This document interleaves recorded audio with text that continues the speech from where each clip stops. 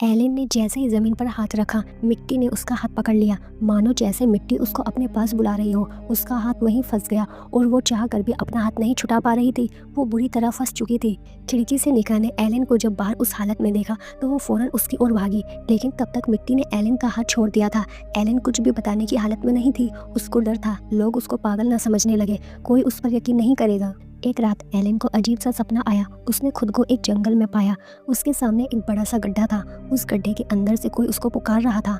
Elon नीचे बैठकर गड्ढे में झांकने लगी। तभी उसमें बेलें उभरने लगी, धीरे धीरे उसकी ओर आने लगी। उसने हाथ हटाने की कोशिश करी, लेकिन उसका हाथ हिल भी नहीं पा रहा था। कुछ ही सेकंड में बेलों ने उसके हाथ को पकड़ लिया। वो हाथ छुटाने की कोशिश करती रही, तभी उसकी नींद खुल गई। सुबह होती है, उसने सोचा जो कुछ भी हो रहा है उसका पता लगाएगी। वो एक चुड़ैल के घर गई मदद के लिए। चुड़ैल ने उससे कहा, धरती तुझसे कुछ कहना चाहती है, हमेशा ये बुरी निशानी नहीं होती, ये एक वरदान है। एलन ने कहा, उसको ऐसा ही लगता था जैसे मिट्टी उससे कुछ कहना चाहती हो। चुड़ैल ने कहा, तो उसके बाद ध्यान से सुन। अगले दिन स्कूल में पता चलता है टीचर एमा गायब है, कुछ पता नहीं। ये सुनकर एलन घबरा गई। वो अपने दोस्तों के साथ एमा के घर गई। दोस्त एमा की फैमिली से बातें कर रहे थे। एलन चुपके से बाहर गार्डन में चली गई। जमीन पर बैठी तो उसे फिर से वही आवाज़ें आने लगी, मानो जमीन उसे मदद के लिए पुकार रही हो।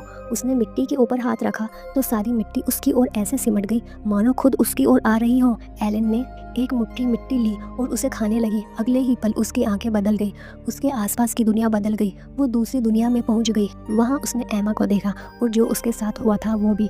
होश में आते ही उसने अपने दोस्तों को बताया वो जगह जहां एमा आखिरी बार गई थी। दोस्त सुनकर हैरान हो गए, उसने ये सब कैसे देखा। एलन ने उनको सब कुछ बता दिया। उसने मिट्टी खाई थी और धरती ने ही उसको ये सब दिखाया। दोस्तों ने एलन पर भरोसा किया और ढूंढना शुरू किया। हैरानी की बात थी, एमा का फ़ोन वहाँ मिल गया, लेकिन वहाँ कुछ अजीब महसूस हो रहा था, इसलिए वो सभी वहाँ से चले गए। तभी वहाँ पुलिस आ गई।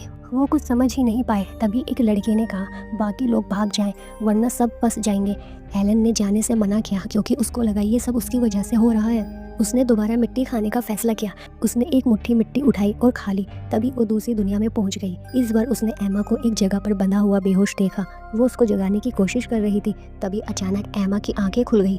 उसी वक्त एलन वापस अपनी दुनिया में आ गई और इस बार वो समझ गई एमा जिंदा है।